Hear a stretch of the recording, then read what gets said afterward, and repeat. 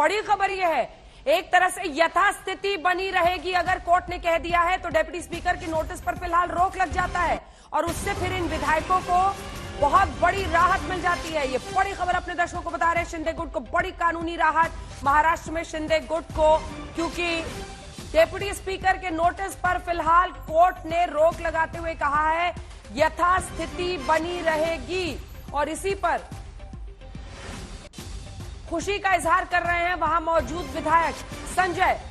जैसा कि हम पहले भी बात कर रहे थे, डिप्टी स्पीकर के नोटिस पर रोक, यथास्थिति बरकरार रहे, मतलब आज जो 5:30 बजे वाला डेडलाइन था नोटिस पर जवाब का, वो बेमानी हो जाता है। डिस्क्वालिफिकेशन यानी अयोग्य घोषित करने पर फिलहाल पूरी तरह से रोक लग जाती है। संजय। हाँ, पूरी तरह से रोक नहीं, लेकिन फौरी तौर पर रोक जरूर लग गई है। 5:30 बजे तक का उन्हें समय दिया गया है। 5:30 बजे तक, ये नहीं कि उनको जवाब फाइल करना है, 5:30 बजे तक कोर्ट इसमें फर्दर तय करेगा कि क्या इस मोहलत को आगे बढ़ाया जाए, इसे बरकरार रखा जाए। फिलहाल तो यही माना जाए कि गुवाहाटी से चौपाटी आने के लिए इन बागी विधायकों को फटाफट अपना बोरिया बिस्तर समेटने की जरूरत नहीं है।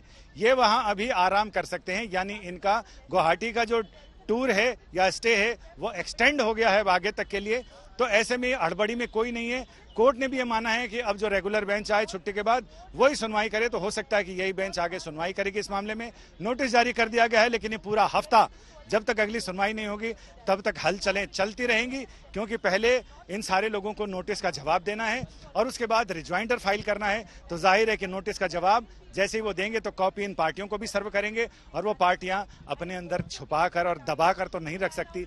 ये चीजें बाहर आएंगी कि आखिर जवाब क्या दिया है और इसका रिज्वाइंडर क्या फाइल किया है और कोर्ट में आगे इस पर सुनवाई किस दिशा में आगे बढ़ती है। यानी कुल मिलाकर जैसा कि ये कहा जा रहा था कि 5:30 बजे तक वो कोई फैसला नहीं ले सकते, मैं इसमें इतनी क्लैरिटी देना चाहूंगा, फैसला नहीं, किसी भी तरह की प्रोसीडिंग को आगे ही नहीं बढ़ा सकते। 11 जुलाई 5:30 बजे तक तो उसमें मान लो ब्रेक लग गए हैं पहियों में। मतलब महाराष्ट्र में अब कोई भी कदम आगे नहीं कोई बढ़ा सकता है। ये जो फ्लोर टेस्ट की बातें, तमाम बातें हैं, कुछ भी अब नहीं होगा, सब कुछ रुक जाएगा अब 11 तक। संजय।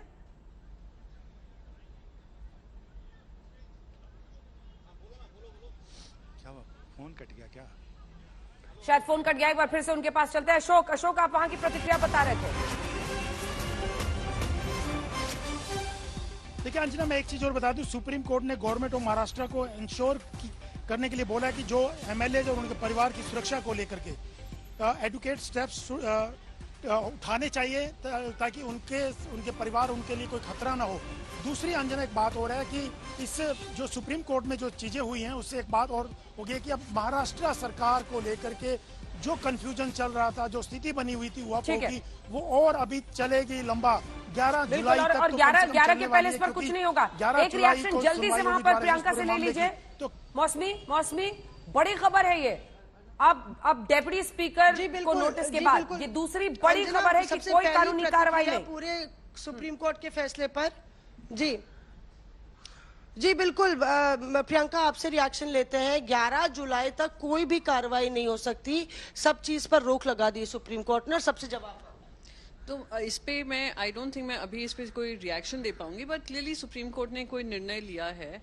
बल्कि 10 शेड्यूल तो बहुत ही क्लियर है। 10 शेड्यूल कहता है कि अगर ये 2/3 एमएलए होने का दावा कर रहे हैं तो इनको किसी पार्टी से मर्ज होना पड़ेगा या ब्रेकअवे फैक्शन बनाते हैं तो ये they stand to be disqualified. But अगर सुप्रीम कोर्ट ने ये निर्णय लिया है, my preliminary reaction would be that is a decision that has been taken and we should all respect. 11 जुलाई एक लंबा वक्त है और सियासी उठापटक जिस तरह से चल रही है महाराष्ट्र में, आपको लगता है कि परिस्थितियां बदल जाएंगी 11 जुलाई तक, पॉलिटिकल परिस्थितियां? नहीं, 11 जुलाई तक टूरिज्म का फायदा उठाएंगे सारे एमएलए जो अभी डिस्क्वालीफाई नहीं हुए हैं, पर होना ही है क्योंकि as per 10 schedule they stand to be disqualified if they don't merge. तो तब तक असम की जो हॉस्पिटैलिटी है, असम सरकार की हॉस्पिटैलिटी तब तक एंजॉय। ठीक है।